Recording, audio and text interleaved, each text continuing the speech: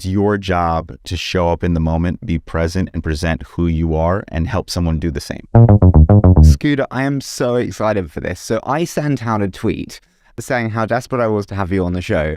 And I believe quite a few people messaged you after it. So thank you so much. Look, thank you. You're very popular on Twitter.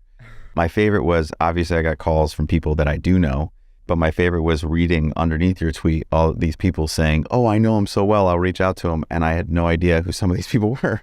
Did they try and reach out to you? I have no idea. I got a couple of calls coming in, and then I responded, and I'm really glad that I did, because we'll get into it. But the first time we spoke, you were just, hey, we can do this whenever. I'm excited. And, we ended up having a conversation on the phone where I pushed you on what you wanted to talk about and kind of where I am in life. Yeah. And I had a very vulnerable conversation with you about your life, mine, where you are, things you want to achieve, things you're thinking of. And I found you to be an incredibly thoughtful guy who is thinking about the right things at an age far before I ever did. And I told you before we started that part of the reason I'm here is, one, because I was so impressed by you, but two, I can tell you're just going to be incredibly successful, but I think you're asking the right questions to be happy and successful. You say about being happy and successful. The biggest thing that I'm struggling with right now, honestly, is I always thought happiness and success were aligned. Well, so did I. And they're not at all. Like, I'm sorry, it sounds arrogant, but I'm becoming more and more successful, but I'm not becoming happier. And that's a really hard dislocation, because everything I ever believed is then not true. Well, look, it's funny because even as I got older, I thought that I solved this. And then you find out that you're always doing the work, and the universe is always kind of revealing to you what you need. I had a number that I wanted to make. I was like, oh, I want to be a billionaire. And then I found out making $5,000 is hard. And I was 19 years old, and I started building the business that I have today. And I had a number. I met a guy who owned a Cadillac dealership in Atlanta, Georgia. And he told me a number that I could have his life if I made this much. And my goal was to make that much by the time I was 50. And I was 27 years old, and Justin's career had started to explode. And my accountant called me, and another commission had come in. And I said, wait a second, how much money do I have? And I was 27, and I had surpassed my lifetime number. And I remember suddenly becoming thrilled, and then within 30 seconds, incredibly depressed. Yeah. And it was because I realized that I thought if I got this much, I would feel at peace, and now I could just go through life and be happy, and nothing had changed. So I found myself incredibly depressed, and I ended up calling my dad, and I'm telling my dad now I'm the most successful person in the family at 27. And he's all excited, and then I said, but I'm depressed, and he actually gave me beautiful advice. He goes, look, pull over, think about the times you're truly happy, and then call me back. So I pull over, I think about it, I call him back, I say, when I'm playing basketball with my friends, when I'm out for a great dinner with friends, when, I'm seeing someone write me and I randomly help them out, or I'm at a grocery store and I pay for the person in front of me. And he goes, it sounds like being successful only allows you more time to implement those things. That's where your happiness lies. Success is not about happiness. And later on, someone said to me that, financial success can either be a jail or freedom. And it's how you treat it. So I think the more successful you are, if you're willing to do the self-work with the liberty of not having to worry about a mortgage, with the liberty of having the time to put yourself first at times, you'll be far happier at an earlier age than I was. Because even though I had that perspective, I then continued to build my life based on a narrative that I'd given myself of what it had to look like for me to love myself. And that's how I built, I don't want to be long-winded here, but I built Scooter.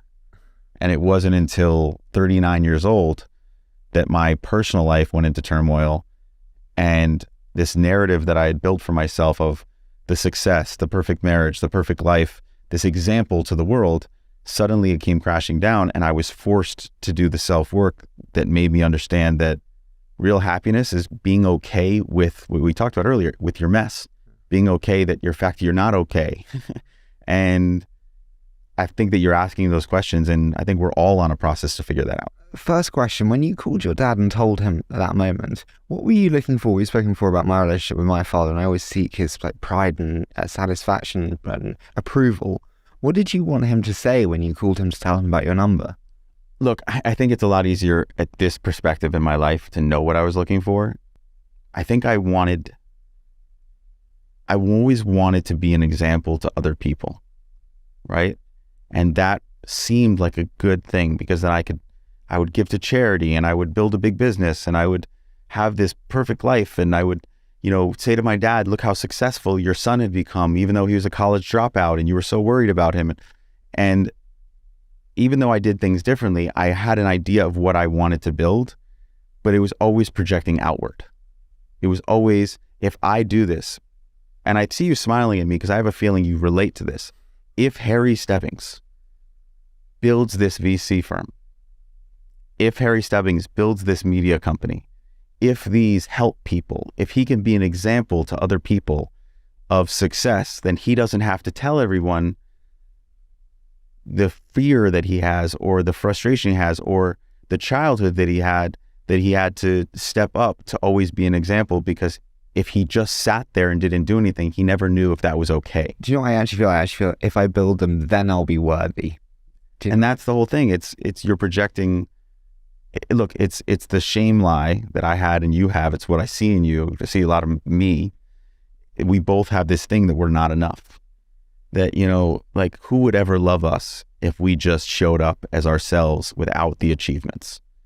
And that comes from childhood. It's why, you asked me about the place Hoffman that I went to. And that was the first time since I was 6 years old that I liked my name Scott. And I realized I'd been building this mask scooter for all these years. And that place helped me realize that I'm okay being me. And I'm still doing that work every single day. And I'm okay being a mess. And I told you the hardest part of getting to the other side of that work and then continuing it is so many people who knew that version that was filled with so much fear that built this beautiful thing. And I was proud. Like, what I built as that mask of Scooter was a beautiful thing. And we'll talk about a lot of that, I know. And I'm very proud of that. But you deserve to have both. You deserve to have the version of you that's tough out there, that's achieving and everything else. But you also deserve to have that inner child. What were you called as a kid? What, nickname? Yeah. I mean, at school, Augustus, I was incredibly fat. And then at home, I was Hazza. So my point is, does anyone call you Haz anymore? No.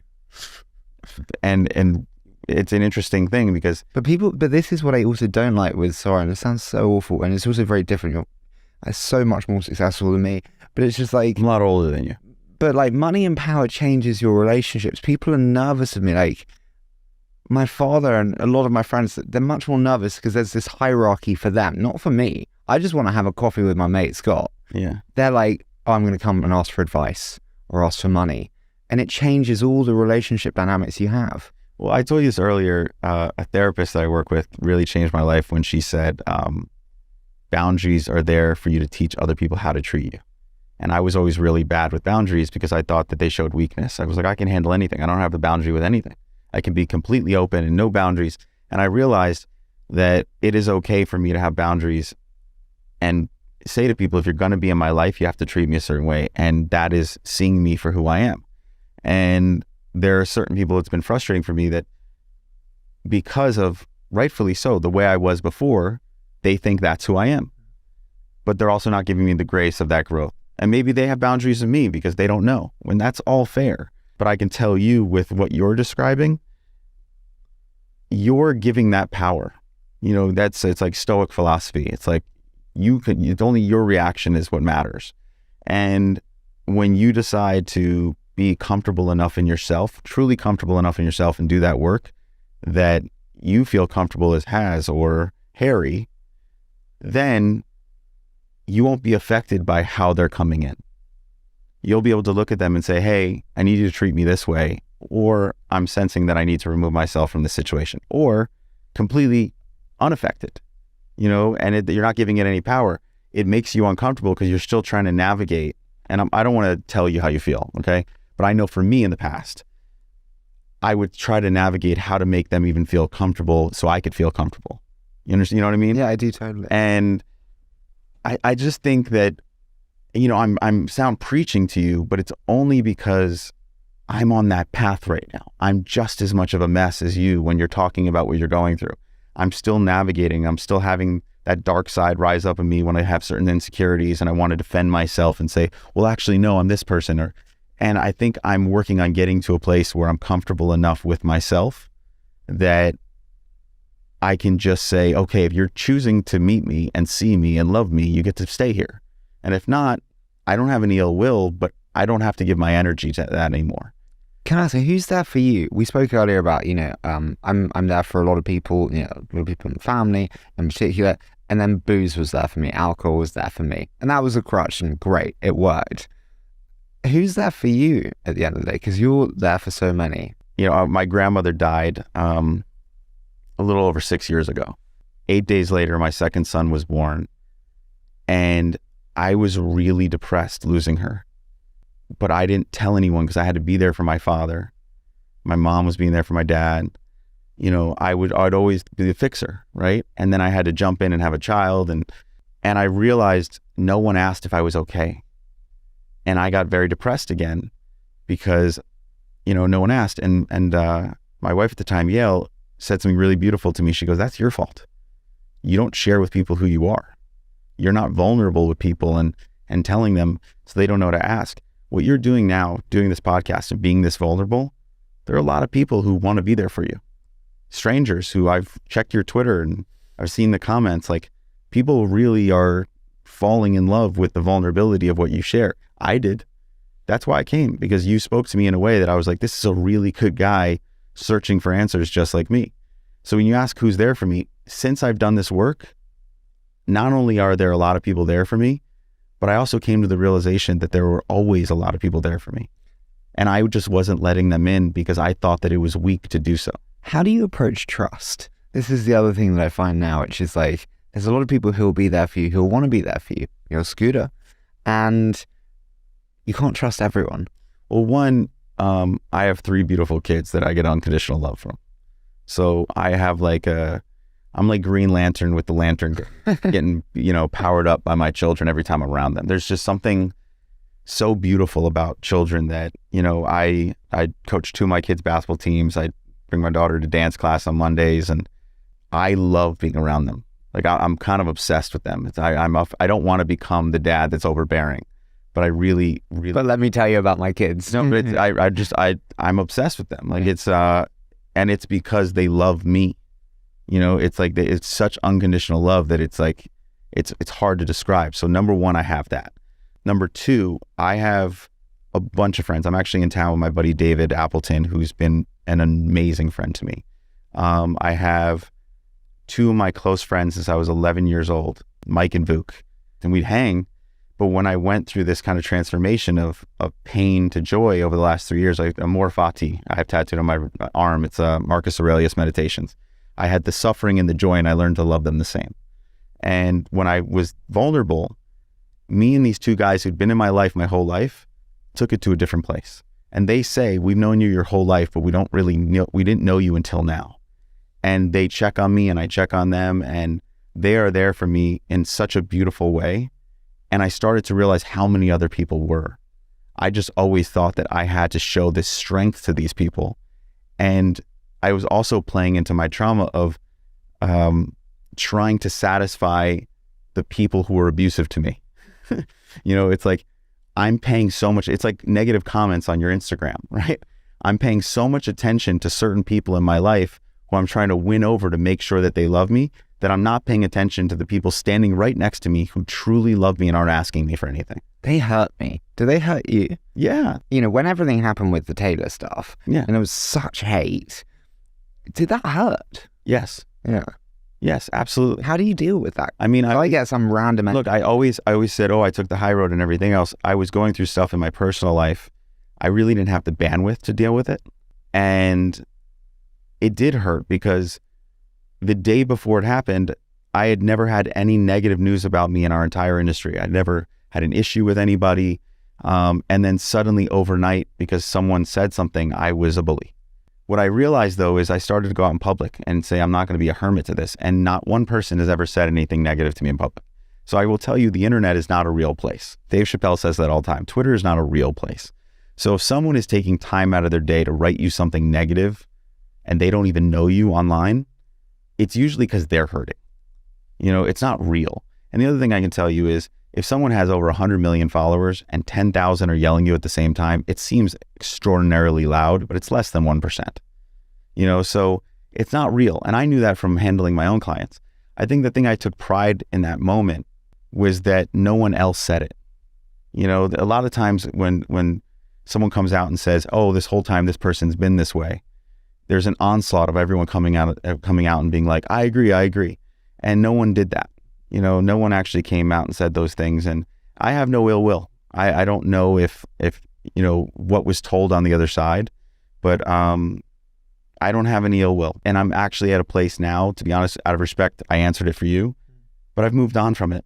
Yeah. And I don't even feel a need to talk about it anymore because it no longer needs to affect me. But the answer at the time, it hurt. But I also hadn't done the work that I ended up doing over those next 3 years at that point. So I was so hurt because my narrative I had built was being the good guy. Yeah. So then suddenly being labeled without any real facts, it was messing with me. And I look back now and I think that it had to happen. I think that had to happen. My divorce had to happen. I had to be knocked in the gut for me to go do the work, because there were all these signs for probably 4 or 5 years leading up to that for me to go and do this self-work. And I kept telling myself, but I'm fine. I don't have any issues. And I think God, universe, whatever you want to call it, gave me what I needed to humble me to a place to go do the work, because you play a role in every conflict. So I can say, oh, I didn't do anything else, but everything, you had to play a role in something, or it was for you. Something was given to you. There's a great book, Many Lives, Many Masters. I haven't read this. It's by Brian Weiss. He's the head of psychology at the University of Miami. And he wrote this book about a patient that came in who he was helping, and he had to do hypnotic regression to get to her early childhood. And he found some stuff. He goes, oh, that should solve it. She came in, nothing was solved. He did it again. She went into past lives. And he said, well, this can't be real. And then he realized with her educational background, she couldn't know certain things. And he wrote a book about how this experience and what happened changed his entire practice. And when I read the book, I found it really interesting because it's obviously about reincarnation. And I said, well, that's just a beautiful way to look at life. We're here, we're given lessons to learn to be better. We can learn them and progress, or we don't learn them and come back and try again. And you don't have to be afraid of death if you realize you're just in a cycle of learning. And then my dad was like, well, our religion doesn't believe in that. And then I realized Kabbalah was only taught to 40-year-old Jewish scholars of the Torah. So it wasn't shared until recently. And all these mathematical formulas are now found that have been around for all these years. But the other thing it teaches is reincarnation, which means Christianity, the Muslim religion, we already know Buddhism, all the major religions actually believe in reincarnation. We just didn't realize it. Do you run towards conflict? You said the word conflict. I run away from it. It's one of the reasons I'm a terrible manager. I just and we spoke about relationship with family. I'll pay for conflict to not be there. I would not say I run towards conflict now. I think I run towards resistance. Yeah. I think I used to run towards conflict because I had that feeling what we talked about, I'm not enough. So if someone had an issue, I just ran towards it. I wanted to address it right away because I needed it to be okay so I could continue feeling good about myself. And I think now I realize that I don't need to do that. So what I run towards is the resistance I find within myself. If I find resistance in myself towards something, then I have something unresolved and I need to look inside myself on what is unresolved and get to that work. If I do that, someone could have a conflict, but if I feel indifferent, I'm not giving it any power so I can move on to what my work is. I do want to take a different tact here, but we mentioned a couple of different aspects. You mentioned kind of Justin earlier. And often the question is like, oh, how did you get into the industry? I don't want to ask that at all. I find there's catalytic moments in careers where the spark ignites. And it may not be what people think it is. Mm-hmm. But when you think about a catalytic moment that really you felt, oh shit, it's working. And this is my break. And so like for me, it could be a specific episode or the fundraise. Is there a moment where you're like, yeah, that was the moment? Look, I could tell you there are certain moments because I knew what they were. The weird part is when certain things happen to me, I get like almost a blueprint gets downloaded in my head and I can see everything like a chessboard. Like I know exactly what's going to happen. So when I saw Justin, while everyone told me no and everyone thought I was crazy, I knew exactly what to do and I saw the plan until he was 18. Like I just knew, I was like, this kid's going to be the biggest artist in the world. I know exactly what to do to help him become that. Then there were moments, I don't know what it's going to be, but there was a moment where we had a mall that got overran, and I knew that like, okay, the press is going to pick this up, and I got arrested for it. And yeah, and because we wouldn't put up a tweet, like, and they arrested us and for causing a riot, but we didn't cause the riot, and that, my record got expunged later. I would love to see that on there. Oh yeah, there was a whole free scooter Facilitation of Justin Bieber concert. And it was at a mall. He was just making an appearance in Long Island. But the next day on the national news, this crazy incident at the mall happened, and suddenly he was a household name. Or we were putting up all these videos on YouTube, and he sang "With You" by Chris Brown, and that was the one that went to 1 million the first time, and everyone binge watched like Netflix all the others, and everything started going to 1 million, and he became one of the biggest things on YouTube. I've had those kind of moments with so many different careers, and many times, like that riot where I got arrested, majority of the times those moments are the moments of tragedy. It's the moments that other people would say, oh, this is going to be a very bad thing. And how you choose to react can change everything. You know, you can choose to walk into it and just put your head down and say, that's it. Or you can choose to react in a very different way that can lift, and you know, they say make lemonade out of lemons. And I've seen that so many different times that almost every single time something bad happens, or you would assume it's a bad situation, I always say, okay, there's something in this for us. That, you know, there's a message in this, something special can happen here. Is there one that you think to with that? The most special thing I've ever been a part of was the Manchester concert. I have the Manchester B tattooed on my arm. Ariana, who I had dinner with last night, she knows this. I always tell her, and she, you know, gets emotional, but she'll always be a hero to me. Because she could have stayed home after that. She met those kids. She was there. She was traumatized. I asked her to do a concert 2 weeks later in response to terrorism. That's a very unfair ask. But I was angry. But it was an unfair ask. And she said no at first, and then 2 days later called me and says, you know, I'm not who I say I am unless I do this. We need to do this. And all those artists showed up. But I always say the hero was the city of Manchester, because people forget the London terror attack was the night before that concert. And the British government put a full alert on saying you can go to the concert, but there is likely an attack. That is what the Greater Manchester Police put out as a bulletin. And I thought no one's going to show up. We're putting this on, you know, it's on BBC. It's being broadcast over Radio 1. It's on Twitter. It's on YouTube, and it's on Facebook. You can sit at home and watch this magnificent concert and be safe. And when Marcus Mumford took the stage to open it up for us, it was filled with like 66,000 people. Yeah.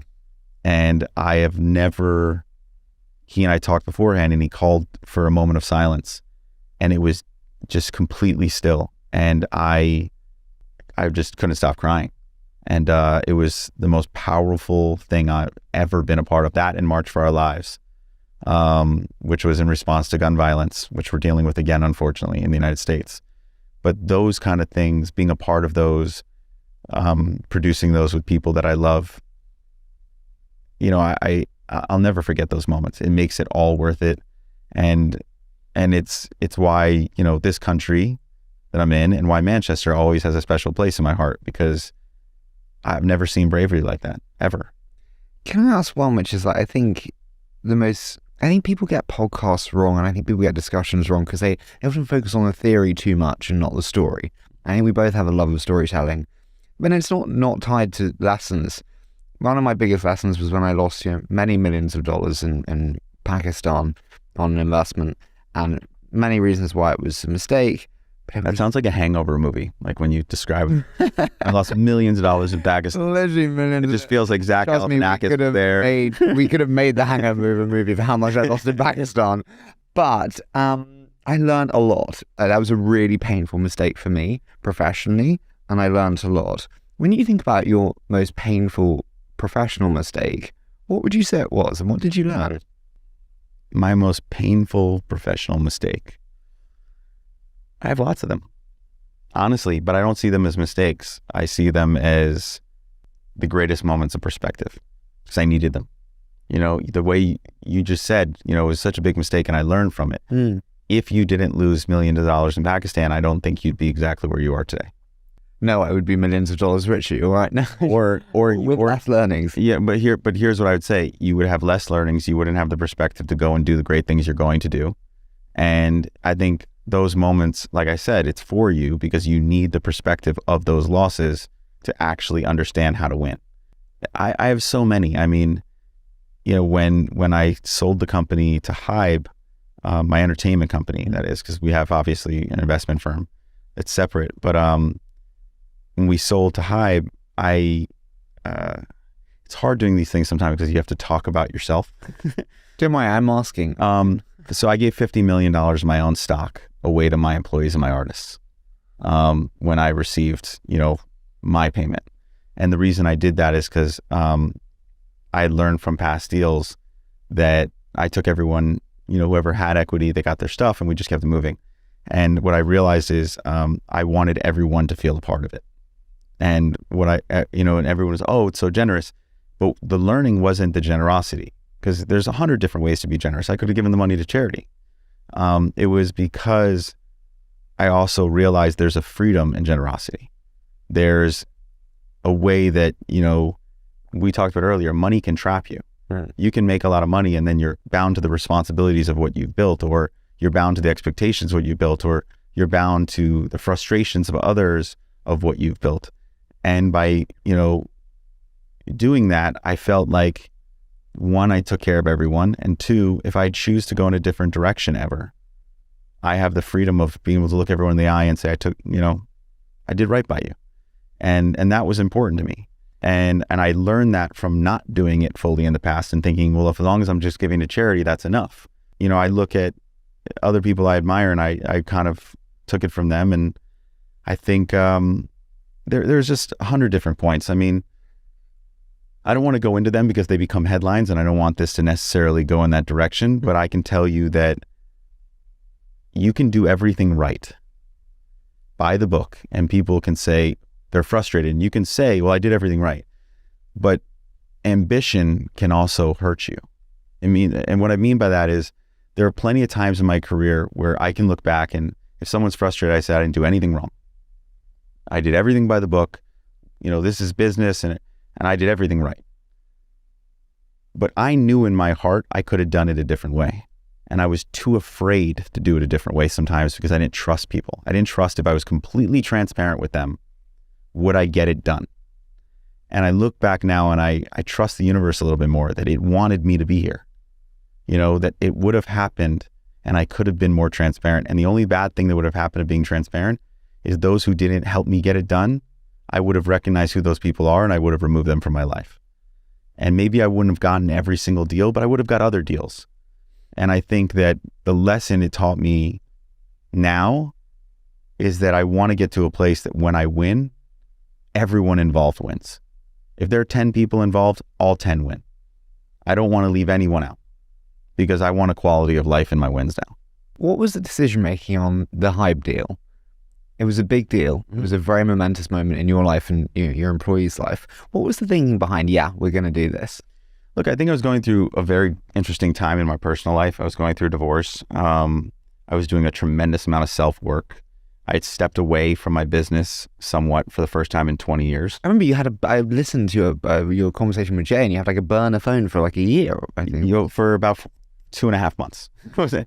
2.5 months. And then, but that was a big deal for a guy who literally always had his huge deal for anyone. And, but I was like deep in the self-work. And even when I got my phone back, I delegated a different way and I wasn't hands-on. I lost a client in Kid Leroy for a while because he was like, I signed up for you and you weren't there.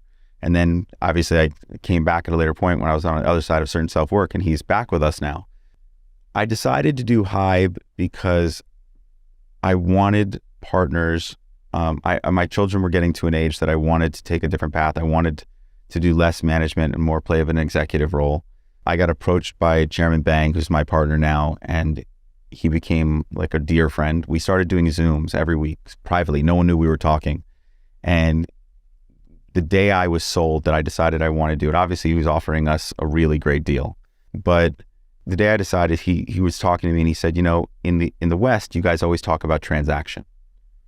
And in the East, we actually talk about what we're going to do after the transaction. We don't talk about the transaction. We get that out of the way right away. And we just talk about how we're going to build together. And that's why I don't necessarily like doing as much business with the West. He goes, but on these 4 phone calls we've had, these Zooms, you've never talked to me about the transaction. You've only talked to me about life, about business, about culture, about music, about family. And he said, I know that whatever happens, we will figure it out together on the other side. So I'm going to do this deal. And when he described it that way, I knew that was someone I wanted to be in business with. I had a great amount of admiration for him after that. And I felt like I can, not only do I have a partner that I can grow with, but I have a partner I can learn from. You said there about kind of the transaction and how they don't focus on the transaction itself. It's kind of ironic because, so many people said you are one of the best deal makers when I did my research. And it's kind of the antithesis of the transaction, actually. So what do you think about successful deal making? So my mom's dad died when she was 11. When she was about 18, 19, my grandmother remarried. That was my grandma on the other side, not the one who died when my kid was 6. And I had a grandfather who raised me as his own, named Irving. And he started a department store in the Catskill Mountains called Sullivan's. And he was one of the most successful businessmen in that entire area of this like mountain towns, right? And he was just this incredible entrepreneur of that community. And he realized I had a business mind very early on, and I was kind of the one in the family that did. And he told me before he passed my freshman year of college. And he said to me, the best deals are the ones where everybody wins. He goes, the greatest negotiations are the ones where everyone feels good about it. So when I've negotiated, I've been tough, but I've always tried to get it to a place where it's fair. I never wanted anyone looking and saying, I got a raw deal out of that. And I also learned that if I got the raw deal, I had to stand by it. If I made the deal, I stand by it. So if I said to someone, hey, we're going to do this, and then we start working and they're not pulling their weight, but I gave my word, I'll stand by my word. Because keeping that is more important than actually, for me, proving, okay, this needs to change. How do you think about your relationship to regret? Often in deals, you'll have regret, and obviously among many different facets of life. But how do you approach your own relationship to regret? I don't have as much regret anymore. I think I'll find myself doing that. Like I'll litigate the past sometimes, and there's that regret. And then I'll catch myself and realize if everything hadn't happened, not only happened, but happened in the exact time it happened, giving me the grace to get through it. Do you know what I worry about? There was an underlying question to that, to be totally honest with you. Okay, go ahead. I fear of future regret, which is a weird one. Like I have the funds and the media company, Monday to Friday funds, media company, Saturday, Sunday. Done it since I was 17. Now I'm 25, and I will be doing it for the next 10 years. And I love it, and I freaking love doing everything about it. But when I'm 45, I'm worried about being rich Uncle Harry to my brother's kids and being on my own in a big house. And I'm worried that I'll go, really? Your whole 20s, every single weekend, you're in a dark room listening to yourself? Look, and I love it. Do you see what I mean? Yes, because I've lived it. So 2 things I'd say to you. Bezos started Amazon, and you've seen this interview, I'm sure, because most young entrepreneurs have, where he says regret minimization format. That's one of the best. One of the best ever. And a couple of things about Jeff that I find interesting, because I've had the privilege of getting to know the person. Number one, I think you should watch that again, because you have to weigh that. You have to look at that formula, and you have to decide for you, is it worth it, me giving up my 20s to have that freedom in my 30s and my 40s and my 50s? And by the way, I decided it was. Yeah. But then you're talking about a guy who also decided, okay, I need to do this because I'll regret not going this direction. And now he's also the guy who says entrepreneurs are incredibly misunderstood. Great entrepreneurs. And I think he's one of the most misunderstood people, because here's someone, Jeff Bezos created more jobs in COVID than any human being on the planet. Jeff Bezos, when corporate companies wouldn't raise their minimum wage, and it cost him a lot of money, raised minimum wage at Amazon to $15, when the US government was still at $7.25, I think. And other corporate companies, because he did that, were forced to do the same. So people talk about charity, they talk about giving. He just donated $10 billion to the environment. What they don't talk about, because it's easy for us to talk about nonprofit and foundations, but What we don't pay attention to is, are we giving back within our for-profit businesses that actually pay the bills for these people? And I don't think that man gets enough credit for being someone who not only creates jobs, but makes sure people make a living, that they can survive and prosper when the actual government isn't willing to do that. And he deserves more credit. And I just don't think we like to glorify those things enough, but we used to. We used to kind of glorify building a business to make it huge. And somewhere along the way, we got fine with small businesses, maybe some mid-sized businesses, but God forbid you become a behemoth. And it's going to get worse. And it will get worse. But at the end of the day, people should pay attention to the fact that Amazon didn't need to do that. And that man did it because he thought it was the right thing to do while he was creating jobs. And I just think that it deserves more credit, and we should be celebrating entrepreneurs who do things like that, because it makes a massive difference in the everyday man's life. Before we move to venture, I do just have to ask, I have this problem, we mentioned kind of the regret minimization there. I have this problem with the work-life balance. I just think it's total bullshit. You speak to someone like Jeff in the early days of Amazon, most of the days of Amazon, I'm sure even now, you speak to your Elons, they absolutely kill themselves to make what they are building as big and as successful as they've become. I don't buy the, you can do it all, you can have the balance. So I'm actually going to tell you, I asked the same question of Jeff. I actually asked him, how do you handle work-life balance? And he gave me the best answer I've ever heard. If you were actually a true venture investor, by the way, you would caveat that and just say, this was my answer. No, but it came from him, and he deserves the credit for it. I asked him, how do you handle work-life balance? And he said to me, I hate the word balance. He goes, why? And this is a man who has an amazing relationship with his children while building one of the biggest companies in the world. And he said to me, why should you have to balance two things that you love? You should harmonize them. And I said, really? And he goes, you should communicate to your friends and your children how much you love Amazon. If it's Amazon for him. He goes, my kids knew everything that was going on there, so they didn't feel left out. If my kid was going through something and I had to be there for my kid, everyone at work knew what was going on so that they understood that my kids come first.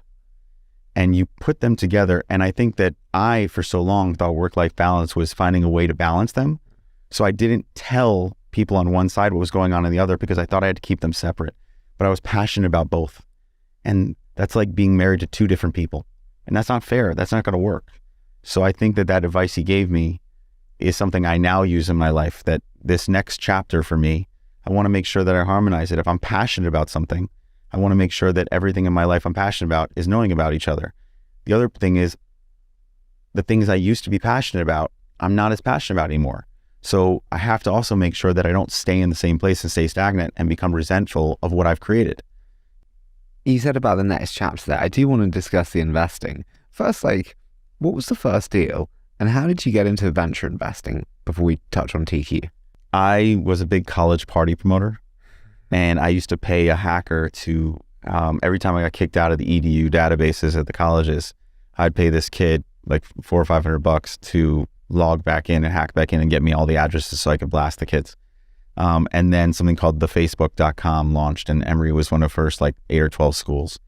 And I was like, wait a second, I can use thefacebook.com to get to all the kids.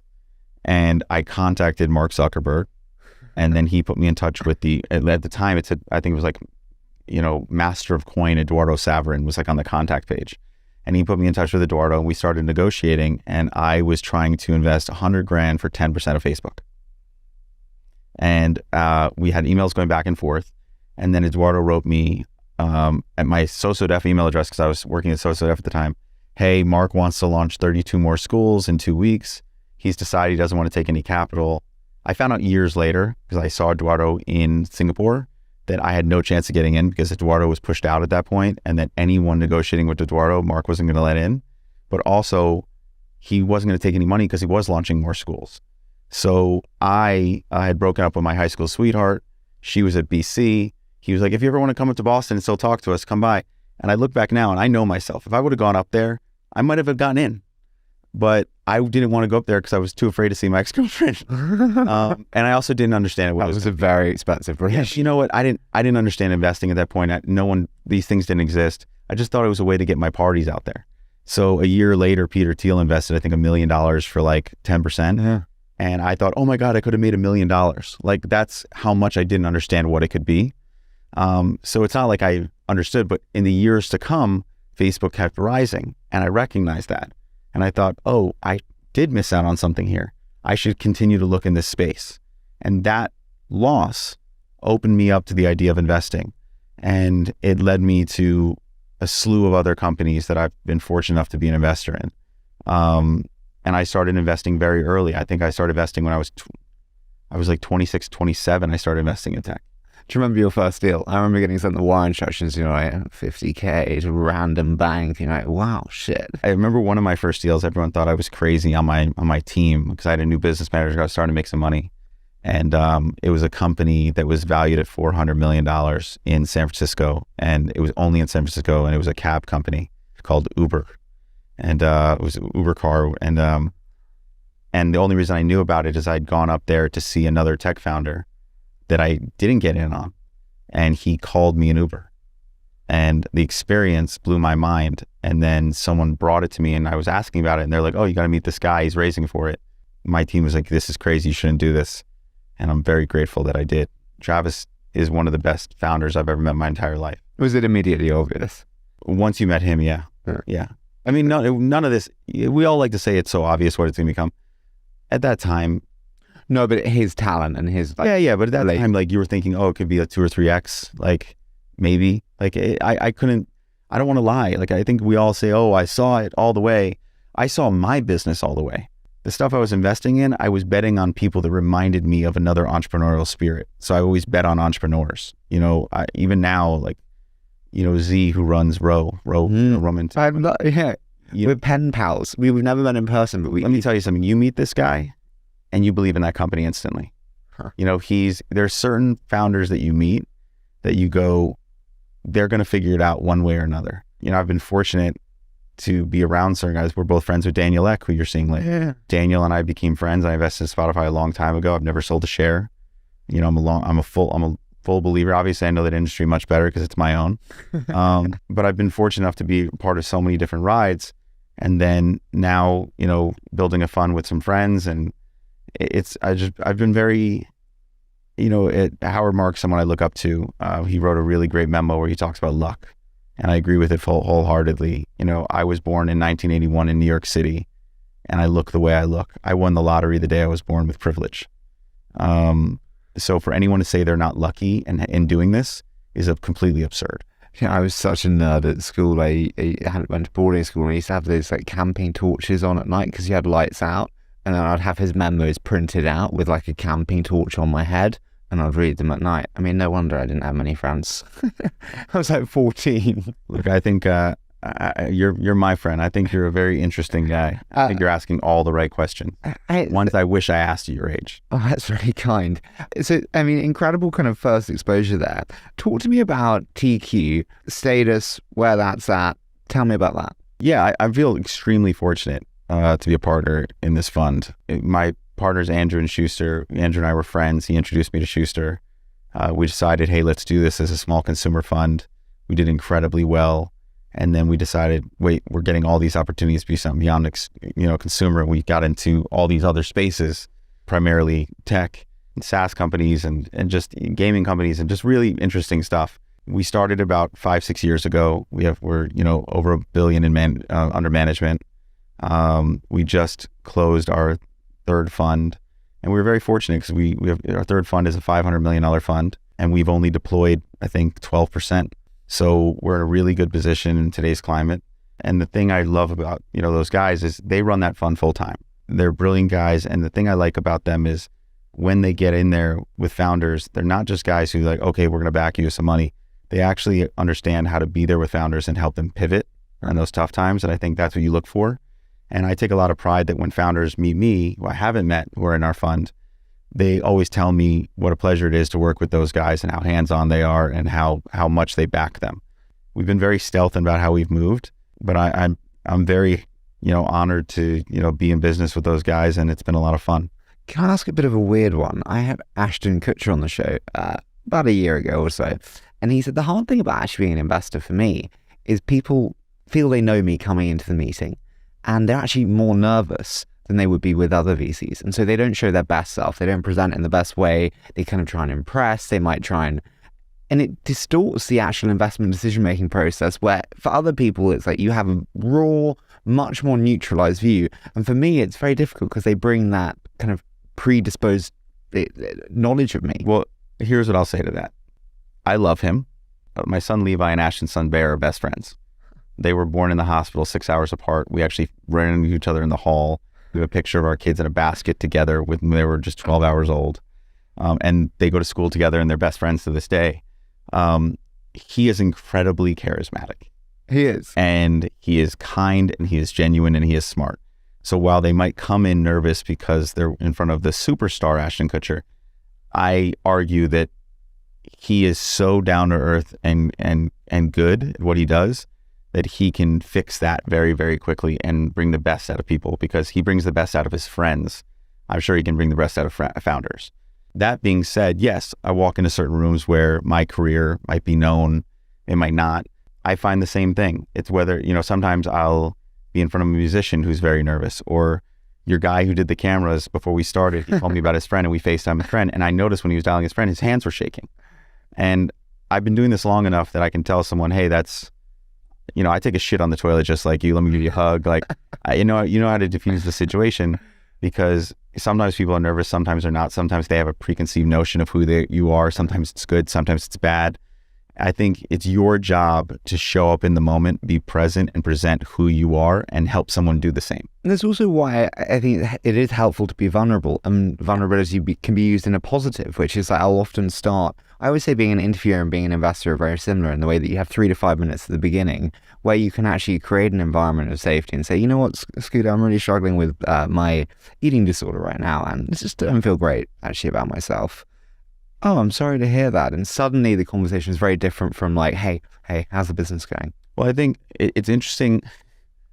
I like you a lot because I'm hearing certain things you say and certain questions you've asked me both on camera and off camera, and I'm thinking of my own journey. I think you are very intuitive about other people. And I think that you can use vulnerability as a strength to, what you just said, get other people to open up. Yeah. I'm going to ask a question of you. Are you really vulnerable? Are you vulnerable in a safe way for you, that you're using it as a strength? You're choosing the things you're comfortable sharing that come across vulnerable to make people feel comfortable to open up themselves. But I'm going to ask you an honest question of yourself. Are you really, really vulnerable with the things that really scare you? Or do you only share them once you've come to terms with them? The honest truth is it's hard when you have a boss. You can use vulnerability as a positive tool efficiently, and I think I've learned it very well, if I'm just being very honest. The hard thing is I have a boss, and my bosses are my LPs, the investors in my fund. My bosses are, their bosses, and you very much feel that. I feel that for sure, and why most often the best interviews are people with no bosses, because you're completely, uninhibited. So am I totally vulnerable? Probably there's 10% that's not. What is one of my biggest fears? I have fears of Macaulay Culkin. Home Alone.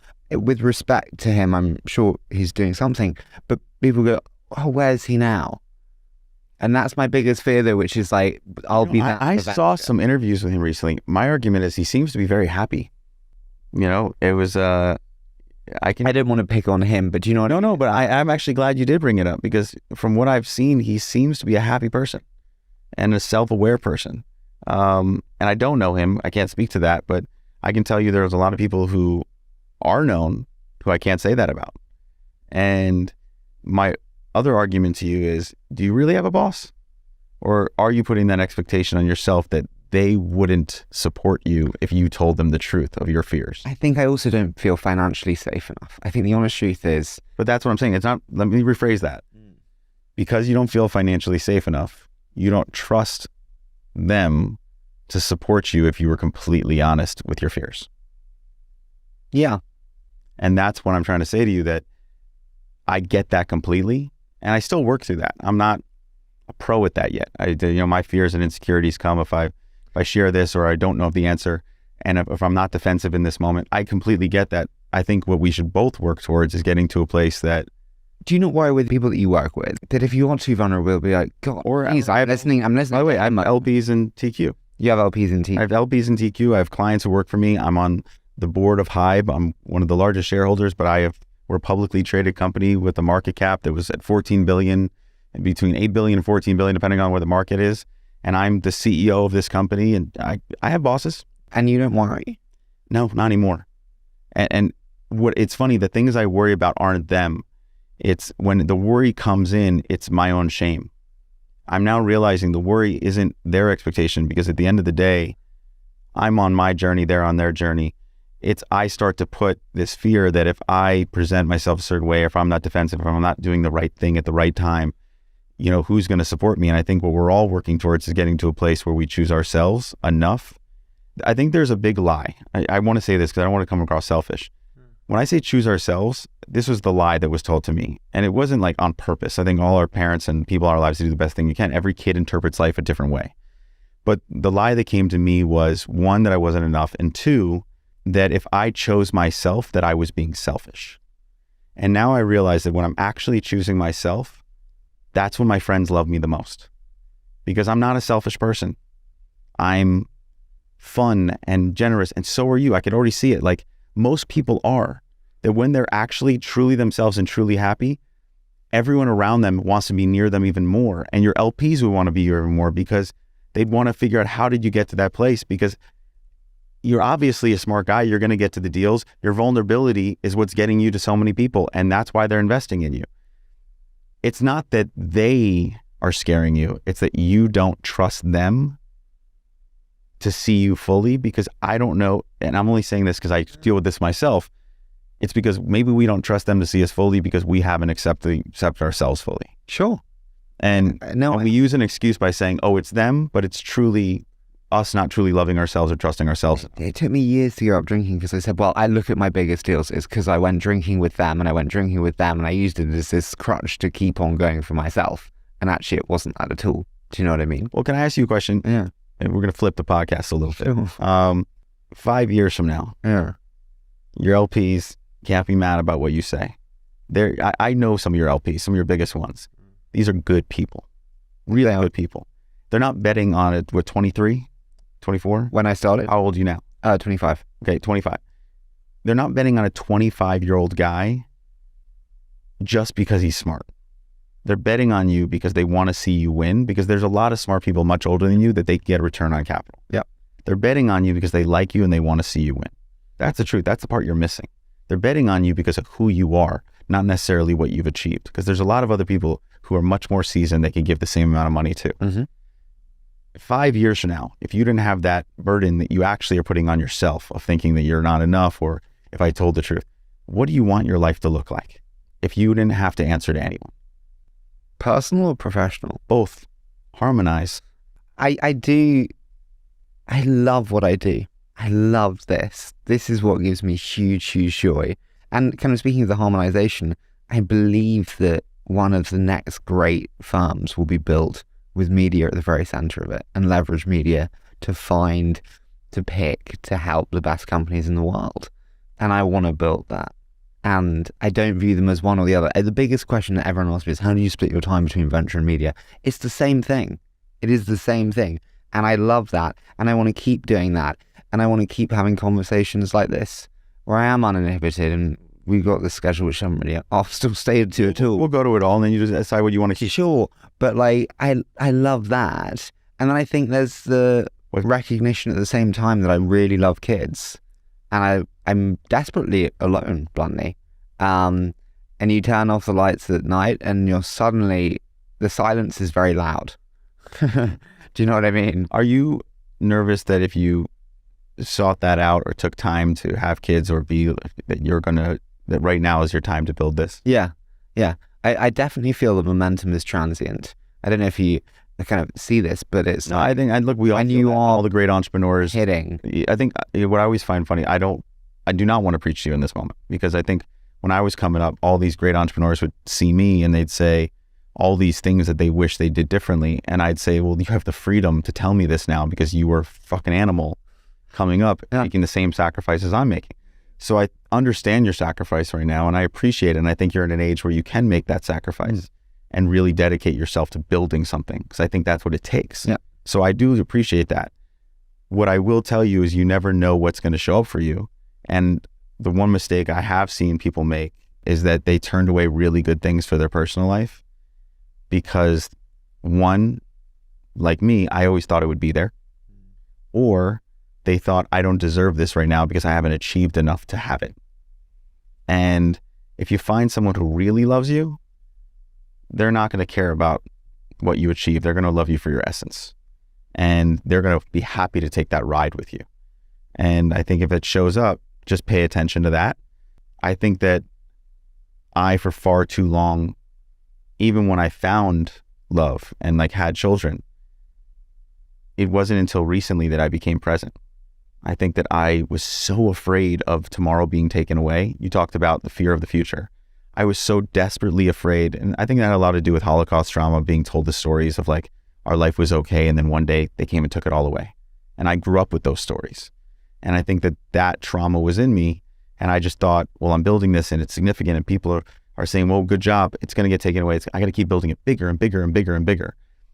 And I was so afraid of it being broken tomorrow that I wasn't paying attention to what I had right now.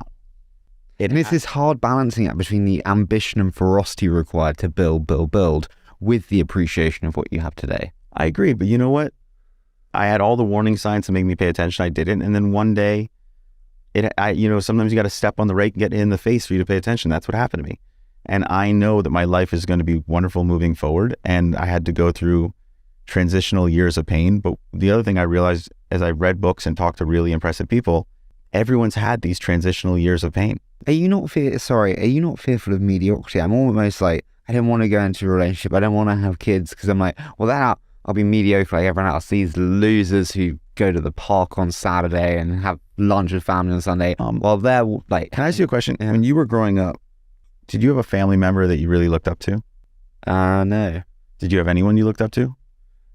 Yeah. I mean, I'm British. Richard Branson was like the entrepreneur that I looked up to massively. I remember like Virgin Cola. Pretty great dad, Richard Branson. Yeah. Yeah. Kids love him a lot. Yeah. Spends a lot of time with them and his grandchildren. He does. Doesn't seem mediocre to me. Not a mediocre guy. Here's what I'd also tell you. You were paying attention to Richard Branson because of all the achievements. I would argue that you walk down this street and you talk to people about who their heroes are, they're not going to be naming Richard Branson every single time. A lot of them are going to say my grandma, this person, that person. My grandmother was one of my heroes. She worked in a sweatshop in New York City the majority of my dad's life, and that was someone that most people would just walk by and not pay attention to. But she was a hero for me. And I think that I know exactly what you're saying because I did the same exact thing. I got to meet some of my heroes and some of them were great and some of them weren't. Yeah. And I still want to achieve a lot of things in my life because I feel like I'm capable. But at the same time, I would argue with you, there's nothing mediocre about being someone that's loved. Like there's nothing mediocre about that. We see Fortune 100 CEOs jump off of buildings all the time. We say, what a tragedy, but we're not surprised. Have you ever heard of someone who worked at a soup kitchen killing themselves? And if you did, you'd be the most shocked person in the world because it just doesn't make sense. And we glorify these things because I've been there. It's like you grow up and you think if I achieve... You almost like the pain though. It's like while they're having fun, I'm grinding. Yeah, you're also grinding and you're feeling it. And there's it's like being in the gym or like playing in a great basketball game for me. It's like there's a grind and there's an achievement, there's a sense of achievement. That's beautiful. But don't lose sight of the fact that when we started this conversation was the first advice I was given, which is name those things that make you happiest. And you're going to realize most of those things you don't need billions of dollars for. Mm-hmm. Most of those things you could do right now. Go for a walk in the park with mum. You love that. Yeah. And a white chocolate cookie. Okay, well, that doesn't seem like you need to achieve a lot. But I think the achievements, they need to be for you at one point. Because I know what it's like, at least in my younger years, and still at times now. I'll admit the insecurities still come up and you find yourself doing it again. But you find yourself wanting to win because you think if you win this time, then everyone will see you. And then everyone will appreciate you. And then you'll be there. And, it's there's a great Jim Carrey moment at the Golden Globes where they call him up and they said, 2-time Golden Globe winner Jim Carrey. And he goes, I go to sleep, 2-time Golden Globe winner Jim Carrey. And he goes, and when I go to sleep, you dream that sweet dream of being 3-time Golden Globe winner Jim Carrey, because then it will be enough. And look, I don't think achieving things should ever be belittled. I think that's beautiful. Like, it's why we love movies like Rudy and all these great sports movies. It's a football movie. You probably didn't watch that one because you're British. But we love movies with an arc. There needs to be some pain. There needs to be some triumph, because that's a beautiful story. It's a hero's journey. But I also think take some time to, like, it took me 39 years to put something into practice that I wish I started when I was 20. And if there's anything I could say on this podcast, if someone's listening right now, that I could say, do one thing, it is what I'm going to say next. Once a year, take a week off, no phone, no emails, and do a week of self-work. Once a year, 1 week. I want to do this. What does self-work look like? Do I take a book and just listen? But listen, sorry, I'm just doubling down on that terrible interview technique. I haven't done a whole day in 7 years, and people are like, oh, hustle culture. It's not hustle culture. It's just because I started when I was 17, Scooter. I have no idea who I am as a person. And when you go away with no phone and no distractions, you have nothing but yourself. And I'm deeply uncomfortable because you suddenly then stare in the abyss and you're like, fuck. So you're right. So you're talking to someone who lived your life. I started when I was 18, and I ended up having a tremendous amount of success. And I thought I was someone named Scooter. And I forgot that my name was Scott. And I left that kid behind a long time ago because I was uncomfortable being Scott. And I didn't want to look into the abyss and deal with myself.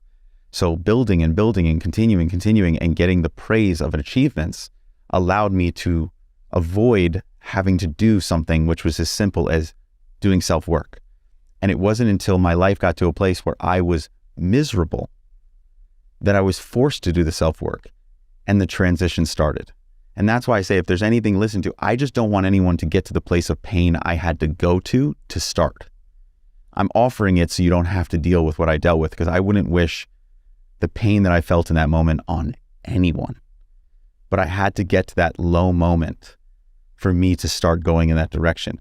And when I say by self-work, for me, the first time I did it was Hoffman. It was the Hoffman process, no phone, no email, a week of intense self-work. When that moment hit, did you know that was the catalytic moment? There was no option. When you hit that level of bottom in a depression, you realize there's do something, and the other option is not an option, right? That's not who I am. I realized, I'm like, that isn't me. That thought that came to my head, way too dark, that isn't me. I'm not going to go in that direction. I have to do something. And it was funny because my friend was like, well, I was like, what do I do? It's the same thing you asked. And he was like, well, start with this place, Hoffman. You should go there. I did it, changed my life. And he put me on the phone with this woman, Liza, and she started talking. She goes, I can get you in 3 weeks. And it was October 24th, 2020. And October 24th, 2020 was the release date of Ariana Grande's album. Oh, no. And I thought, this is the biggest album release I have of the year. And I remember being in a parking lot of her music video, hearing that over the phone, hanging up, looking up at the sky, and started hysterically laughing because I realized I was being given a choice. Choose the path that I've been on of success that had me hitting that rock bottom moment, or do something new and different. And I went into Ariana's trailer. I said, I need to do something. I will help set everything up. Everything will be lined up for your release week, but I'm going to be gone and I won't have phone or email. And I'm your manager. And she talked to me about why. And she's like, you were there for me during Manchester. It's time for me to be there for you. And I left. It was the first time I turned my phone off in 20 years. And were you scared to tell her that? Sorry, I didn't mean to interrupt. I was at a place where I was just like, it's time. I made that choice. I chose me for the first time of like, I need to do this. And you weren't fearful that she'd go, what? I was, but I didn't have a choice. It was choose that path or not. And I went, and I thought my phone would be off for a week. And as you know, my phone stayed off for 2.5 months. And it put me on a very different path. And I'm incredibly grateful. Like, I really am. And I think when you say, what do you do? There are many people around you doing it. You know, you just don't know because you've never asked. So I did this thing at Hoffman. Then I did a thing at Sedona where I studied breath work. Then I did another meditation retreat the following year. It's that 1 week. I remember when I went in, I was like, what could a week do? But I had never slowed down for a week before. I didn't know what a week could do because I'd never stood in the abyss for a week.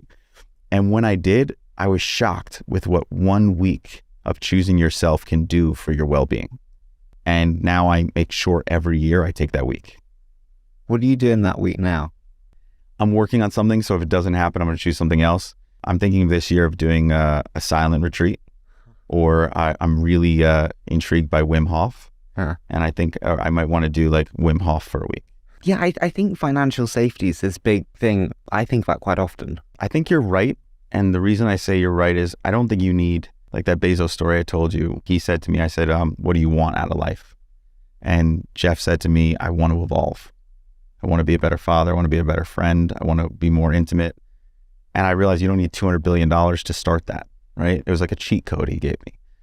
But I will say this, because I've seen these comments when I've talked about this online before, where people will be like, oh, it's easy for you to say that because of your financial safety.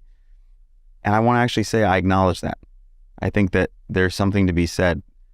When I told you earlier that money is an avenue to freedom if you let it be, I have the financial freedom to take time off to go work on myself. I acknowledge that my grandfather, when he came to this country, wasn't fully in that position. His family needed him to go to work every single day. But I think that's actually what the American dream was about, putting your family in a better position so they have a better opportunity. My grandfather came to this country with my father and put me in a position so that I could go and do this and break generational patterns. I don't think he put me in this position so I could go be rich. I think he put me in a position so we could have a better life. Yeah. And I think that for me not to acknowledge that would be ludicrous. I think it's better to acknowledge it. But then people need to look at their own situation and really ask themselves, do they have enough freedom to go take a week off once a year? Most people will be able to say yes. I do want to ask before we move on to a quick fire. Children are so important, and being a father is such a crucial part of your life. How did having kids impact your mindset? I always thought having kids would slow me down. Yeah. I was like, oh, I can kick guys' asses who have kids. They got to go home, everything. What you realize when you have kids is how incredibly efficient you become. So without kids, your brain just finds ways to get busy, and things that you were like, oh, I have to deal with this. When you have kids, you're like, no, I have to get home. So you sift through bullshit so much faster. And those kids are the best thing that ever happened to me. Did it change your work mode? Yes, completely. Yeah. And even more so in divorce, because I was a really good dad when I was married. I came home every night to put them to sleep. I adored them, but I wasn't fully present because I took it for granted. Because I would come home and I'd think, okay, well, they're still going to be here tomorrow. So if I got to take this phone call, I got to take this phone call. If I got to do this email, I do this email. If I got to go do this, I'm here. So that's what matters. They see me. And when I got divorced and it was 50-50, then it went to, you know what? They're going to be with me on Monday and Tuesday, and then Wednesday and Thursday, they're 5 minutes down the road and they're not with me. And when that happened, I didn't take it for granted anymore. And I actually can tell you, they get 100% of me in that 50%. And I think that's actually better than it was before. And no one tells you that, because I didn't have any divorce in my family, so I didn't know what to expect. I felt like such a failure. But the relationship that I have with my children now, on the other side of it, I'm so much more grateful, because if I would have come to this awareness when they were 18, I would have deeply regretted it. And being able to have that happen, when they're young, when my daughter's 4, my son's 8 now, and my other son's 6, I'm really, while it's incredibly tough, and anyone who goes through divorce will tell you, you wouldn't wish it on your worst enemy. I'm very grateful for the relationship I have with my children. How did divorce change your mindset? If that's with kids, how did divorce change it?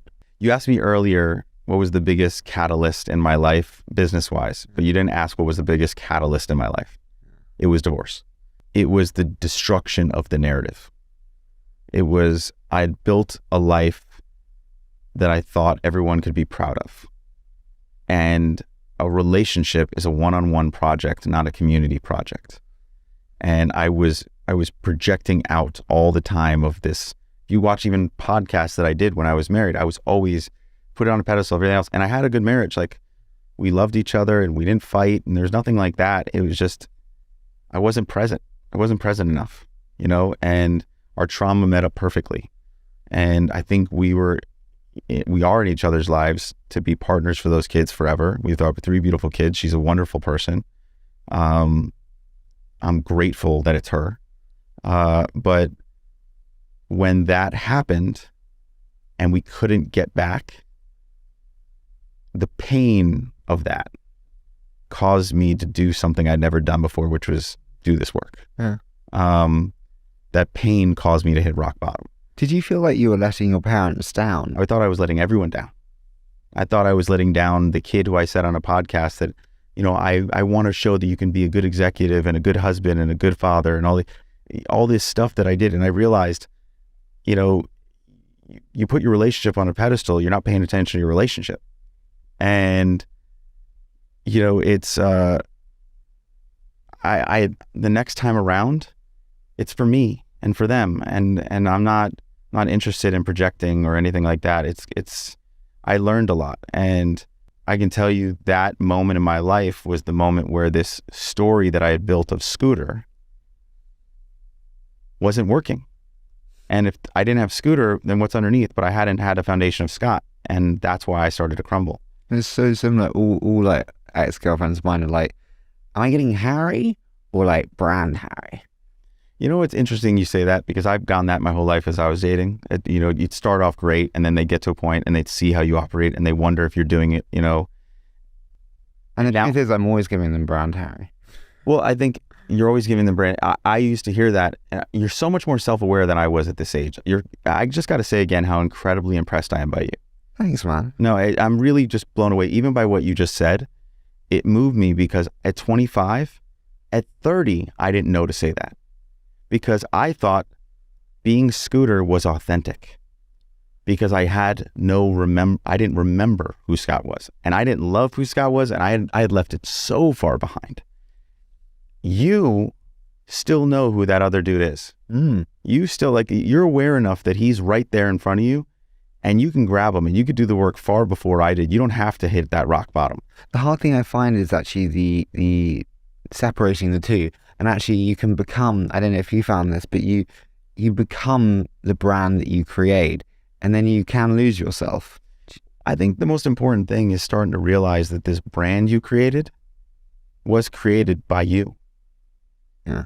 That the strong one was you, not the brand. I think that's the lie we tell ourselves as we build this through our childhood. We build this mask, this armor, because we don't think we're enough. And then you get to a place that I'm working on now, realizing, wait a second, that little kid built this. I didn't need to leave him behind. He's actually the strong one the whole time. And that's what I'd offer to you. The brand is something that person that you thought didn't have friends because you were studying, that person that you thought, I've heard you make a lot of kind of degrading jokes about yourself early on. That person that you're degrading built this person that everyone seems to be so impressed by. And I think that you should give yourself a lot more credit. Why do you think we do? I think, I'm obviously a little bit younger than you. I always do that degrading. Why do I do that? That's why we all do it. It's a human experience. We suffer. We look at ourselves and we don't think we're enough. We come through all this trauma. I think we spend the first half of our life learning, and then we spend the second half unlearning. And, I think that's why I'm so impressed by you, because you're asking all these questions so early. And I was asking questions about family so early and how to build a family and everything else, but I wasn't asking questions about myself. I was still living in this narrative. I didn't like my name Scott and all these different things. And I think you're asking these really beautiful questions that make me see that you're just so much more aware than I was. And I think that's probably why people like listening to you. What do you think is the thing that you need to unlearn, but you're yet to unlearn? Like the future unlearning? I've been thinking about this a lot, and I actually figured out a way to describe it. Let's say you had a friend, and throughout your life, this friend had shown up for you time and time. Every time you get in trouble, this friend bails you out. And every single time you're worried, this friend shows up. Shaq. No, hear me out. Hear me out. And this friend has literally shown up every single time to the point where, would you say right now at 25, you're living a pretty extraordinary life? Yeah, 100%. 100%, right? When you take away your fears and everything else, you just look at the bare bones minimum of like where I am in life. It's pretty extraordinary what you're doing, what we're doing right now, the position that you're in. It's really extraordinary, 25 years old. Agreed? Sure, absolutely. Okay. If that friend helped you more than anyone get to this place, and you question that friend every single day, every single time the friend showed up again, you questioned it, how do you think that friend would feel? Surprised. And also probably a little like, what the fuck? And you're kind of looking at me because you're thinking, I would never do that to that friend, correct? Yeah. Okay. What if I told you the universe has shown up for you every single time, and look where you are? Every single time that you've been in a tough position, the winds have gone in your direction. Enough. You've had trials and tribulations, but enough that you are standing here right now in the position that you are in. Yet, you go home still questioning if you're enough or if you can trust the world and is it going to go in your direction. But for 25 years, it's given you extraordinary results, yet you go home and question it every single day. Why do we do that? I don't know. I'm working on that. I think that's called faith. And I'm horrible at faith. That's the thing I can admit. I'm getting much better at it, but I still, at the last minute, want to just go like this. Just want to push it a little bit. I want to get involved. Why are you bad with faith? Is it the lack of control? Because you are delegating all control when you enter faith. I think all entrepreneurs are bad at faith. Because you don't think you're bad at faith? I think I'm excellent at faith. I think I'm terrible at faith. Yeah, and I think it's because we believe we're manifesting. You know, we're coming into this. It's because we're so afraid of failing. We're so afraid of not being enough. We want to get it there. We're doing everything else. Mine's the control mechanism. Yeah. With faith, as I said, it's okay. No, if I control this, it's going to be okay. And you don't really trust anyone else to get in there. Okay, so there's a great book. A guy wrote Untethered Soul, Michael Singer, wrote a book called The Surrender Experiment. You should read it next. Yeah, that sounds and he talks about this concept of the universe has been moving just fine without us for billions of years. Yet we come in our 60 to 80 and act like we manifest and we're controlling things. It's an illusion. Now, I believe, like a basketball game, LeBron James at the height of his career, Michael Jordan at the height of his career, these guys could control games? No. They could influence games. I think we participate. And some of us are better at participating than others. But no one controls it. No one. We're all participating, and then the universe shows up, and we should put a little more trust in it. And what I'm working on is having a little bit more faith that things are going to be okay. In fact, I have tattoos. My newest tattoo this week, I woke up, went to a tattoo parlor in New York, and got faith tattooed on my ribs. And it was my friend was like, why on the ribs? And just the word faith. And I thought to myself, I don't know why this came to me, but it was the story of Adam and Eve. God took a rib, and he took a rib because he wanted to make Adam's equal and give him that he wasn't going to be alone in the world. And I put right where that rib is the word faith to remind myself that it's all going to be okay. I'm not going to be alone in the world. I got to have faith. It's going to be okay.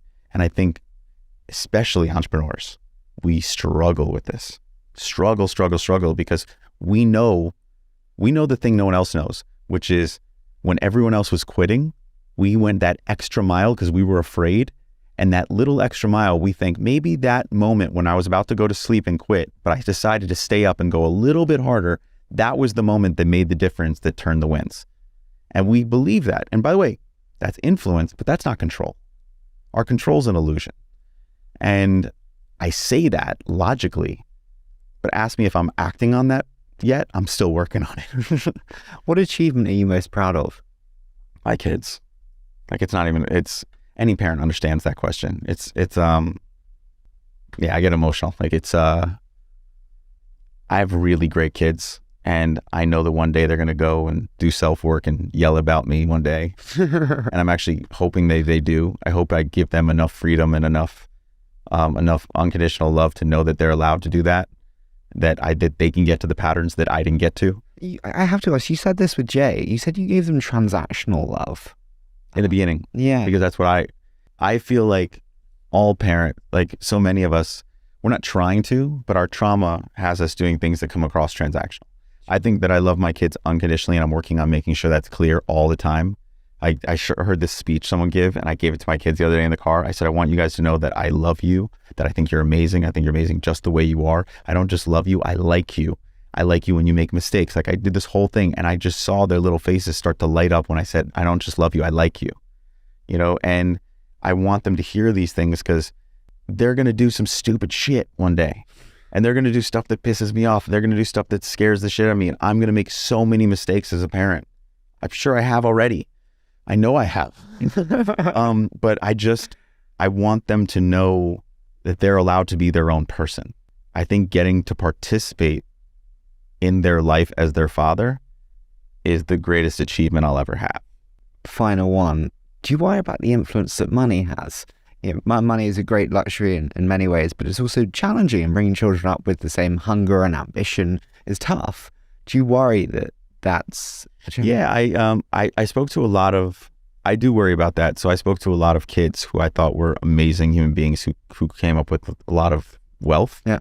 And two common denominators I found after interviewing so many kids and their parents of the great ones. One, accountability. Accountability is the number one common denominator I find between kids who I would think are salt of the earth kids. Their family raised them with this accountability, took time one-on-one to really speak to them about accountability. So even it wasn't like they weren't aware of what they had or they could get. They felt accountable to the world, and I think that's important. They understood equality. They understood their place in it. They understood their responsibility to humanity. They understood that their actions matter. I think accountability is really important. And the other one was identity.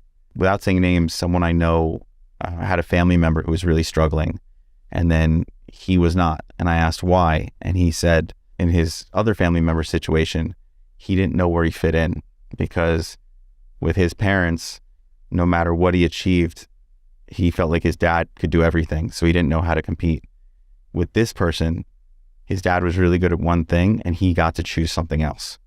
And I think having a sense of your own identity is really important. And I want my kids to know, that they're allowed to have their own identity. They don't have to follow in anyone's footsteps, that I encourage them to be whoever they're going to be. Because I think having a sense of self is one of the most important things, because whether you have wealth or don't have wealth, you're still having a human experience. Your normal is your normal. So I think, like I said, doing that self-work and having the freedom and the encouragement to do it is really important. I always think that, the most important thing you can ever say to children is just, I'm proud of you. I think maybe it's me, but it's just like the only thing that matters is their approval. I just constantly seek approval. I disagree. But you're the parent, so I'm the naive. Well, I disagree, because I used to believe that. Huh. And it's really interesting that you say that.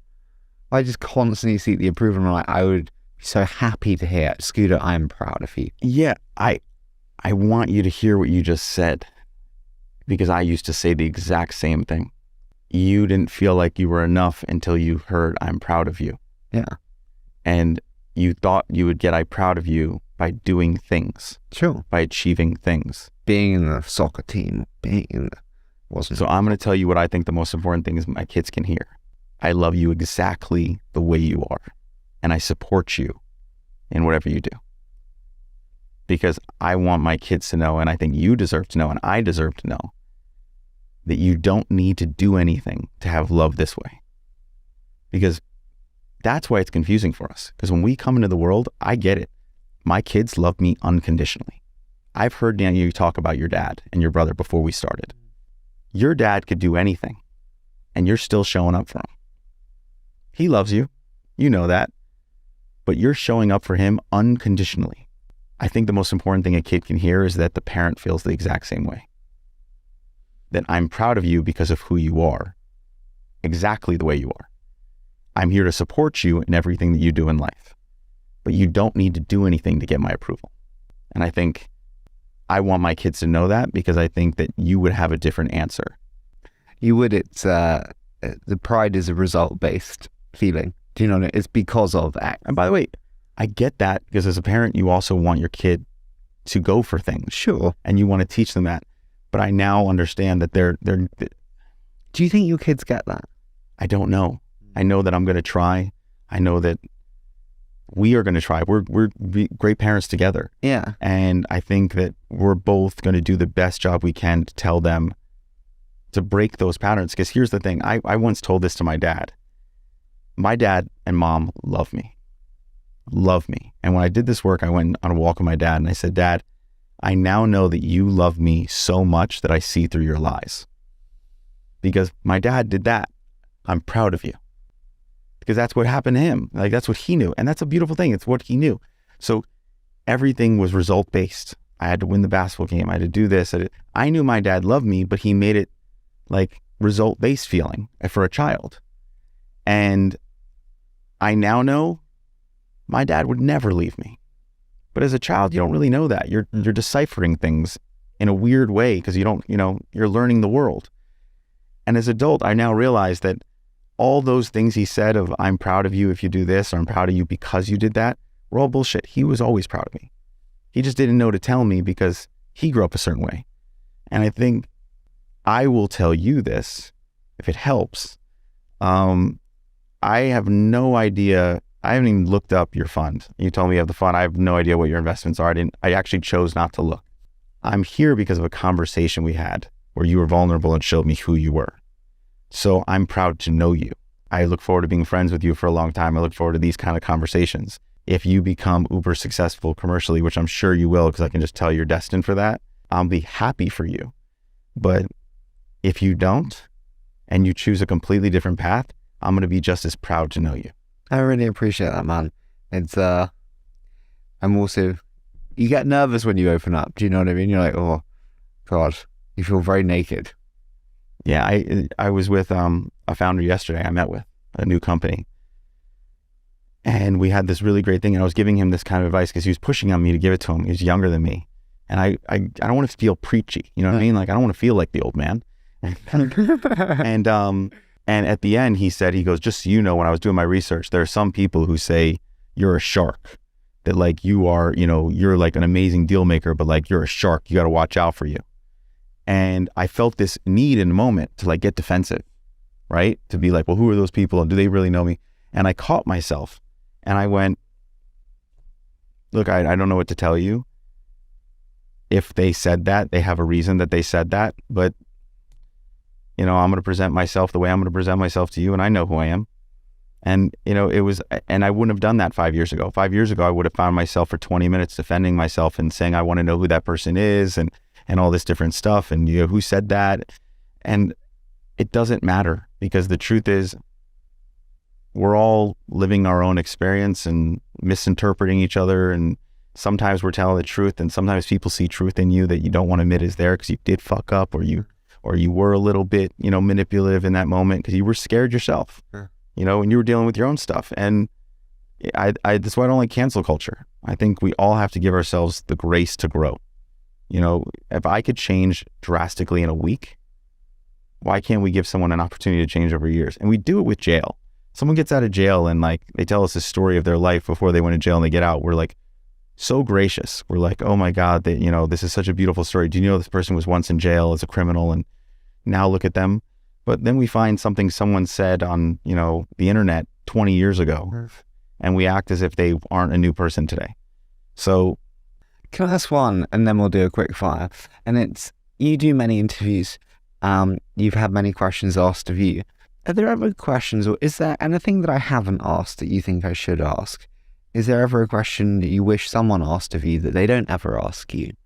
I find often no one ever actually asks that because I'm always asked the same thing. Yeah, I guess. Yeah. Get into the industry.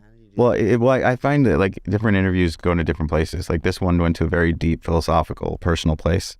I think people were expecting, and even my partners were expecting for you to go deep into my investment strategy, how I invest. Yeah, sorry about that. No. By the way, I'm good. I'm happy that we did this because I think this will actually make a, bigger influence. Yeah, I actually think so. No one's ever asked me if I find myself successful. Scooter, do you find yourself successful? I think for the first time in my life, I'm getting there. What's helping you get there? That when you just said, Scooter, do you find yourself successful? I'd actually prefer if you say Scott. Huh. How long ago, how recent is this? It's only over the last 2-3 years. And I think I'm perfectly fine being called Scooter. I'm very proud of the achievements but when you asked me that question, even though I posed it to you, I felt this visceral reaction inside of me of, well, then he's asking the wrong person. And I think now that I'm getting back to that version, that I'm accepting that that kid created all this, I'm becoming prouder of myself.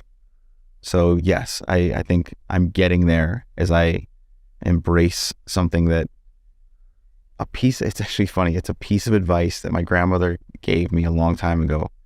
And I've said it so many times, but I think this moment right now is the first time I truly understood it. She said, being mature is loving your 12-year-old self. She goes, we get to about 12, we hit that teenage years. We're like, think we're not cool. We go through all these different things. We start to create that shell.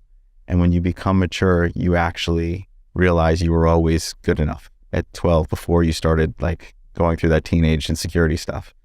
And I think this moment is when I realized like I was Scott, and I think the more I accept that version of me, the more I accept the version that doesn't, that I'm proud of me exactly the way I am. Then I start to feel more successful. And it's funny because all the things that I thought I had to build to be successful had nothing to do with that. That's a big one. That's, when something, I heard an expression the other day, it hit me in my feels. I'm pretty young, but I don't quite speak, millennial or Gen Z or whatever it is. Yeah, I'm really happy for you. That's a big, big thing. Do you wish people would not call you Scooter then? No, like I said, I'm very proud of my life and what I've done and the things that I've been able to achieve and the things that I want to achieve. But I like the fact that for the first time in a very long time, I like calling myself Scott. Yeah. I don't know about what other people call me. I'm cool with either one. It's been a part of my journey. But I haven't been comfortable with that name probably since I was 6 years old. 3 years ago, I would tell you I don't even like that name. And I shouldn't have been named that name. That's why I like Scooter, because I never felt like I was a Scott. And I absolutely love my name now. We're going to do a quick fire round, otherwise I'm going to be completely unable to afford your brilliant therapy session fees. David Geffen is your mentor. And so I say a statement or a quick question and you give me your 60-second thoughts. David Geffen is your mentor. What's the best advice he's given you? He's given me so many pieces of great advice. David Geffen told me that in 100 years, no one's going to remember him, so they sure as hell won't remember me, so don't have an ego. And I think he's right. In 100 years, people remember they'll feel my impact, but they won't remember me. So don't treat myself like I'm something special. The other thing he said to me, which was very powerful, was if you have people calling you saying, oh, you need to know this person's talking shit about you, you should probably remove those people from your life too. Because half the time they're talking about someone who you don't even see anymore, or they're barely in your life, and all they're doing is stirring up drama. Yeah, one question I ask loads of people, especially in this industry, I say, do you ever hear anything bad about me? Do you ever hear anything bad about me? It's almost like I'm seeking, like, do you see what I mean? And they go, yes, actually. And I'm like, I knew it. Well, I think we seek the things we're trying to justify. Yeah. And if we feel bad about ourselves deep down, we're trying to find someone to say it's true and then go fight it so we can beat ourselves. Tell me, Dave Clark once told me, is it true you were once a backup dancer? I got hired when I was younger to dance at bar mitzvahs and weddings. I was at a teen club and some guy offered us, and I could dance. Yeah. So that was one of my first jobs, and that is my first job in entertainment technically. And then I've danced in a couple music videos for friends, but yes, I could pop and lock and stuff like that. What have you changed your mind on in the last 12 months? Actually, can I tell you something funny about the dancing thing? Yeah. So people can have a laugh. Have you ever seen the show Dave? It's an amazing show that we produce on FX with Lil Dicky, his character Dave. It's the biggest comedy in FX history. And Benny Blanco's on the show. Benny Blanco's a very huge music producer. He's one of my best friends. We've known each other since we were young. Benny saw a video that's on my Instagram of me dancing, like joking around. And he called me up and he goes, I was thinking about it. This is how Benny talks. He goes, I was thinking about it. I saw that video again and it blows my mind. And I was like, what blows your mind? He's like, well, you spent so much of your life training in basketball just to become a mediocre basketball player. if you would have just trained half of that at dancing, you'd be amazing.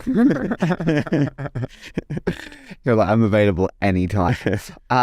Tell me, what's the most painful lesson you've learned that you're also pleased to have learned? I think we talked about that. I think learning how to be present has been the most rewarding lesson of my life, which I'm still working on every single day.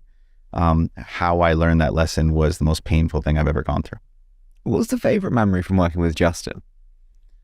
My favorite moment of working with Justin is not like the stage or the accolades. It was backstage moments. It was laughing together. It was watching him do Make-A-Wish grants when no one knew he was doing it.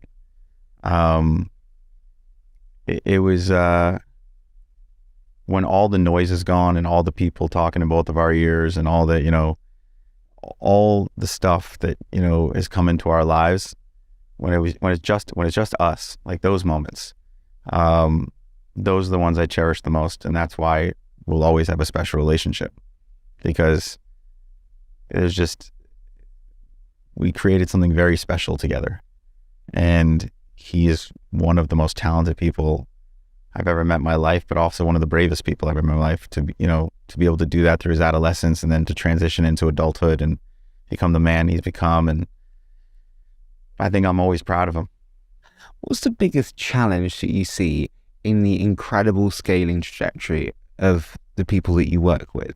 When you look at Justin when you started, and then many others when you start, and then where they are today, what is the challenge? I'll think of Ariana because I just saw her yesterday for dinner. And I'm only just using her as an example. I mean, this is someone who lost someone she loved. This is someone who had a very public breakup multiple times. This is someone who then had to live through a terrorist attack at her own show. And this is someone who had to grow up in the public eye as a child and came from a home with two parents who weren't together, and, is one of the most talented people ever. And she and I talked about it yesterday. One of the reasons why she feels so much is because I think when people are that talented, I mean, she can impersonate anybody. She feels everything. She's a true empath. And I think the world can become very scary for someone who feels everything, especially when there's so much of a spotlight on the world back on you. And I think we live in this world where everyone gets 140 characters and truth doesn't really matter. Someone gets a little momentum with the story and it just starts to go. And I think having to work with people in that situation and have them at a very young age have to learn that bravery is, one, inspiring, but also it's hard to navigate at times. And I was a kid. You have to understand, I was your age when I discovered Justin. Wow. I was 25, and I was, in my 20s when I discovered Ariana, so it's like. How did you discover Ariana?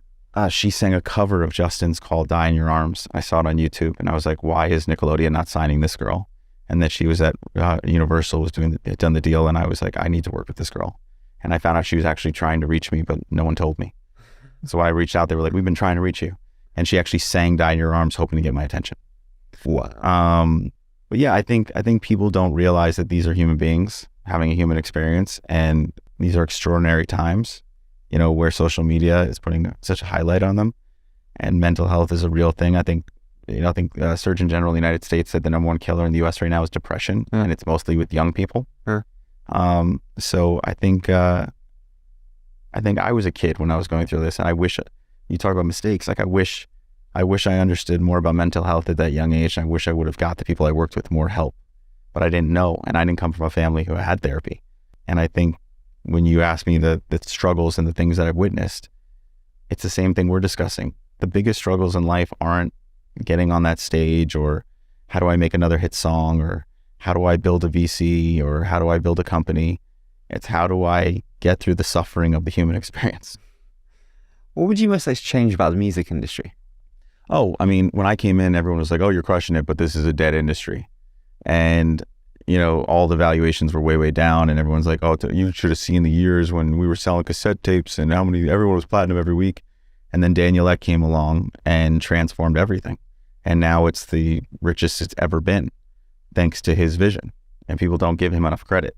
And that's why if you look at those early interviews, Daniel will tell you, like, I was the manager who was like, just send them my way. Like, I was like, everyone was crapping on them. And What did you see that others didn't? well, when I was in college during Napster, so I knew it was coming.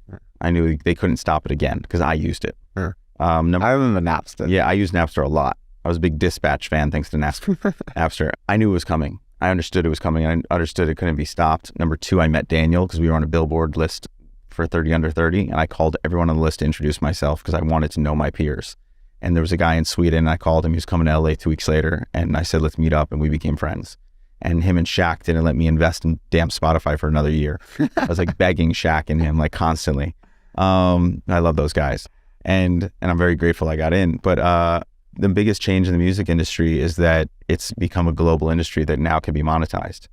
And I think it's only going to get bigger and bigger and bigger. I think a company like Spotify is going to grow 10% to 12% year over year for the next 10 years. I mean, you look at the numbers and the populations that they're going into, I just only see growth from here. Yeah. No, listen, I totally agree.